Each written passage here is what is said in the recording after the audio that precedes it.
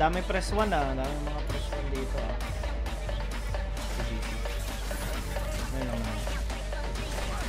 Pero huwag niyo sagutin pagka yung nag-chat nag-iyang ano, walang check tapos biglang humingi ng pera, ganun. Oo, hindi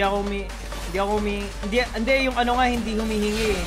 Nagsasabi na Turuan mo na kami. Ay! Na namin yun. Ganda na pasok na yun. Muntikan nga lang. Ayun, muntikan na rin siya ma-charm. Pero mabuhay ata hindi. Na-ignite na siya. At napalalim ata sobra dito. Ayun na nga! Natapilok si Trop. Ay, wait lang. What? Hindi na ginagalaw yun. Oh, ganda na engage. Chain of Corruption, Chain CC, Bullet Time. Ginamit na rin ako sa response. Kaso nga lang wala pa silang bawas. Oh no, magkatabi silang dalawa. Ayan ah. Equalizer pero walang magagawa yan. Whack! Lore. Ang guild yan. O 10 hours ba yan? 10 hours. Hindi, ano yan? Roll. Uy! Sipa! Sabay harpoon. Hindi na tinamaan pero yung Sonic Wave tumama. Mabibait ban nila. Mukhang wala na dito ng charm. Wala na pagtakas. Flashing flash out na lang. At ayun na nga. Sinunog. Binatuhan pa ng parang hindi. LOHR ata talaga gusto na initiation. Ang basa ko nga doon, Ailo eh. Eh. Ang basa ko lang, Ailo. Ibang low ata yun, pre. Low ata yun. Bullet time, oh. So, ako, mayari na. Ayun, may backstab pa dito ni Nisi. At ang ganda ng pwesto dito ng GR Sapo, ha. Fate Seal, ginamit medyo late. Pero tatayo nakuha niya. Charm nga lang, tinamaan na din siya. Tatayo na nga nakuha sila lahat. Double kill nga lang dito para sa Lee Sin Zoro. May magagawa pa ba? At wala na ata. Nakuha din dito ng red side kung hindi ace or kung ano man. Kasi sinasabi niya random na perfect. Hindi ko lang kung bakit. Pero okay na rin. Fate Shield, kinancel. Medyo maganda yung pwesto dito ng GRX Apo ha. Pero i-split sila sa dalawa. Sinisi medyo pulado na. Kailangan nila umatras ng konti dito. Ang dami na pulado na buhay sa kanila. Pero yung bullet time, napakaganda na pwesto. Nahiwalay dito ng dalawa. Yung TRX. Muntikan na. Shelter lang yun na wala sa kanila. Pero 4 versus 5 to. SKR nang gagawin nila. Sa Dragon sinisimulan na. Hindi nila pwede hayaan na maka-double objective dito yung GRX Apo eh. Ba? Tumataga. Strike. Pero tinamaan siya ng bala dito ng MF. Sonic Wave. Walang steal! At yun na nga, tinimingan na rin siya. Pero yung Jax natin na wala na rin. Kaso nga lang, grabe yung bawi dito. Uy! Nagkita! Pero na-charm ka agad na una dito si Yerjan. Speaking of Lizzie. Uy! Ay, grabe ka, pare! Chapel! Fancy in-end one, Chong! Ang ganda ng outplay na ginawa doon ng Ari. At ayun na nga, dito na ulit sa may top lane lang. Sobrang sakit na. Naghiganti na dito si Zoro. Ginawa dito, ganda ng decision making ng TSKR. Sugod sila, turn sila to dead. Deathmark, gagamitin. Subukan makatakas dito. Pero, naiwasan yung Fate Seal! Oh my God! Mga alaalin, Iverson yung galawan dito ng Ari pati ng Zed ah.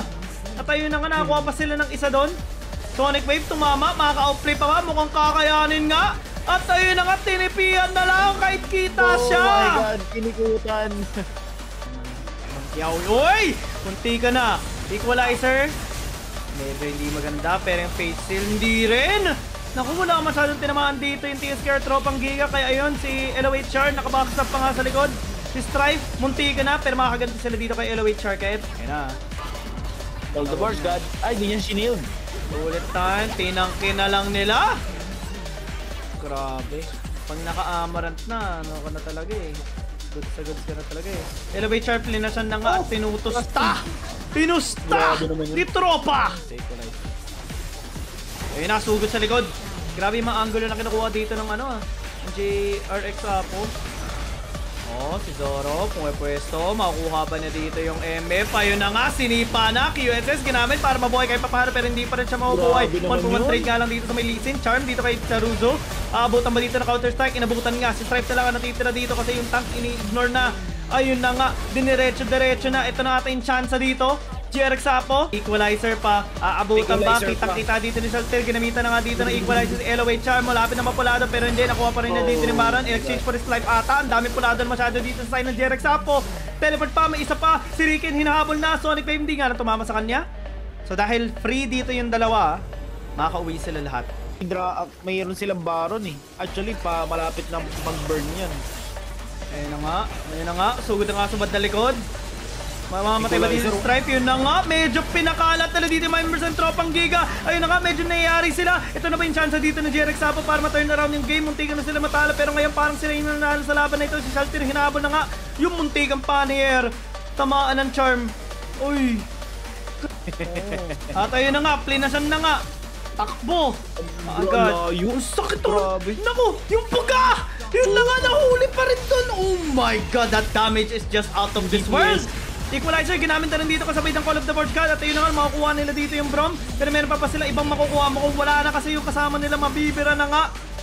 Nating gawin na since behind tayo, mga ganun bagay. Kasi tingnan mo si Zoro saan napunta, talaga nagde-direction talaga ng tower. Pero oh my god, Gusto na sana makakuha ng isang inhib. Yung nga lang. guard niya.